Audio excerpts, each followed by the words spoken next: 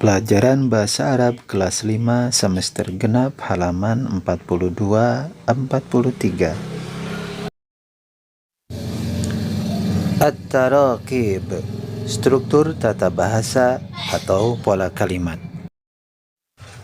Ha, iqra walahid at-tarakib at-taliyah.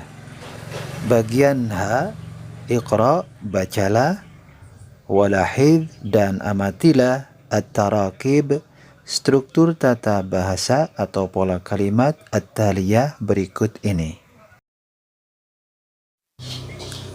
Perhatikan oleh kalian, di dalam kotak yang berwarna kuning dan hijau ini ada 5 buah kalimat yang terdiri dari mubtada dan khobar, atau yang berpola mubtada dan khobar. Mubtada artinya yang diterangkan dan khobar artinya yang menerangkan. Perhatikan kalimat pertama ini. Al-baitu jamilun. Al-baitu rumah, jamilun indah. Al-baitu sebagai mubtada atau yang diterangkan, jamilun sebagai khobar atau yang menerangkan. Al-ghurfatu wasi'atun. Al-ghurfatu kamar, wasi'atun luas. Al-ghurfatu yang artinya ruang atau kamar, ini sebagai mubtada. Wasi'atun yang artinya luas, kedudukannya sebagai khobar atau yang menerangkan. Menerangkan apa? Menerangkan al-ghurfah atau kamar. Kalimat ketiga, al-ghurfatu fil baiti. Al-ghurfatu kamar, fi di al-baiti rumah. Al-ghurfatu fil baiti kamar di dalam rumah. Pada kalimat ketiga ini, al-ghurfatu yang artinya kamar, kedudukannya juga sebagai mubtada atau yang diterangkan. Dan fil baiti, yaitu yang artinya di dalam rumah, kedudukannya sebagai khobar atau yang menerangkan. Menerangkan al-ghurfah, menerangkan kamar. Kalimat keempat, al-mindodatu fi ghurfatil istiqbal.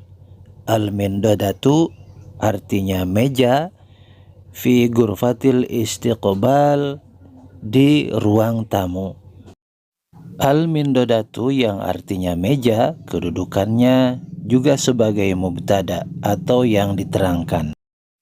Dan fi ghurfatil istiqbal yang artinya di ruang tamu, kedudukannya sebagai khobar atau yang menerangkan. Menerangkan apa? Menerangkan al-mindodah, yakni meja. Selanjutnya kalimat nomor 5, al-maktabu fi ghurfatil mudzakarah. Al-maktabu artinya meja tulis, fi ghurfatil mudzakarah di ruang belajar. Pada kalimat kelima ini, al-maktabu yaitu meja belajar berkedudukan sebagai mubtada atau yang diterangkan. Dan fi ghurfatil mudzakarah yang artinya di ruang belajar, kedudukannya sebagai khobar atau yang menerangkan. Menerangkan al-maktabu atau meja tulis. Itulah kalimat-kalimat yang tersusun dari mubtada dan khobar. Mubtada artinya yang diterangkan dan khobar artinya yang menerangkan. Selanjutnya tentang kalimat-kalimat yang tersusun atau berpola khobar muqaddam dan mubtada muakhar. Khobar muqaddam artinya kata yang menerangkan yang letaknya di awal kalimat. Sedangkan mubtada muakhar artinya kata yang diterangkan yang letaknya setelah khobar muqaddam. Berikut ini ada 3 kalimat yang tersusun dari khobar muqaddam dan mubtada muakhar. Kalimat pertama, fil baiti gurfatun.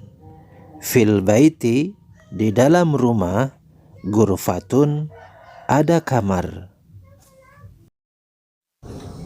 Pada kalimat pertama ini, fil baiti kedudukannya sebagai khobar muqaddam, yakni sebagai kata yang menerangkan yang letaknya di awal kalimat. Menerangkan apa? Menerangkan gurfatun. Dan kata gurfatun pada kalimat ini kedudukannya sebagai mubtada muakhar, yakni sebagai kata yang diterangkan yang letaknya setelah kata khobar muqaddam.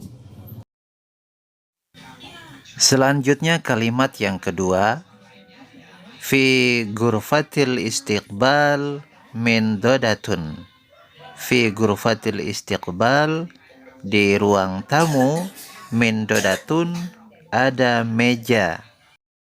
Pada kalimat kedua ini, fi ghurfatil istiqbal berkedudukan sebagai khobar muqaddam, dan min dodatun kedudukannya sebagai mubtada muakhar. Kalimat ketiga, fi ghurfatil mudzakarah maktabun. Fi ghurfatil mudzakarah, di ruang belajar, maktabun, ada meja tulis. Pada kalimat ini, fi ghurfatil mudzakarah sebagai khobar muqaddam dan maktabun sebagai mubtada muakhar. Pola kalimat di atas disebut kalimat nominal atau jumlah ismiyah, yaitu pola yang terdiri dari mubtada atau diterangkan dan khobar atau menerangkan. Biasanya mubtada berada di awal kalimat dan khobar berada setelah mubtada. Namun khobar bisa berada di depan, yang selanjutnya disebut khobar muqaddam, khobar yang didahulukan. Begitu juga mubtada bisa berada di belakang, yang disebut mubtada muakhar atau mubtada diakhirkan dengan syarat tertentu. Setelah memahami kalimat yang berpola mubtada dan khobar, juga kalimat yang berpola khobar muqaddam dan mubtada muakhar, selanjutnya bagaimana menggunakan kata tanya man dan madza. Bandingkan kalimat berikut ini. Madza fil baiti? Fil baiti ghurfatun. Madza fil baiti? Apa yang ada di rumah? Fil baiti ghurfatun. Di rumah ada kamar. Kalimat selanjutnya, madza fi ghurfatil istiqbal? Fi ghurfatil istiqbal min dodatun.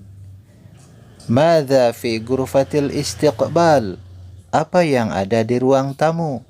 Fi ghurfatil istiqbal, di ruang tamu, min dodatun, ada meja. Kalimat terakhir, madza fi ghurfatil mudzakarah? Fi ghurfatil mudzakarah maktabun. Madza fi ghurfatil mudzakarah? Apa yang ada di ruang belajar? Fi ghurfatil mudzakarah, di ruang belajar, maktabun, ada meja tulis. Bandingkan dengan kalimat-kalimat berikut yang menggunakan kata tanya man. Man artinya siapa atau siapakah. Man fil baiti. Fil baiti Ahmad. Man fil baiti, siapakah yang ada di rumah? Fil baiti, di rumah. Ahmad, ada Ahmad. Kalimat selanjutnya, man fi ghurfatil istiqbal. Fi ghurfatil istiqbal Fatimah. Man fi ghurfatil istiqbal, siapa yang ada di ruang tamu? Fi ghurfatil istiqbal, di ruang tamu. Fatimah, ada Fatimah. Kalimat terakhir, man fi ghurfatil mudzakarah. Fi ghurfatil mudzakarah ummi. Man fi ghurfatil mudzakarah, siapakah yang ada di ruang belajar? Fi ghurfatil mudzakarah, di ruang belajar. Ummi, ada ibuku. Demikianlah penjelasan tentang pertanyaan yang menggunakan kata tanya madza dan man. Jika masih belum memahami penjelasan materi ini, silahkan putar kembali secara berulang-ulang video pembelajaran ini.